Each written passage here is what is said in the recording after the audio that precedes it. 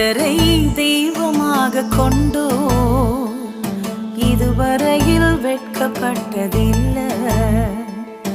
அவரையே ஆதரவாய் கொண்டோ நடுவழியில் நின்று போவதில்லை.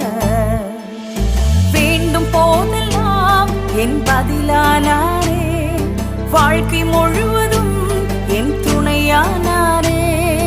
ஜெபிக்கும் போதெல்லாம்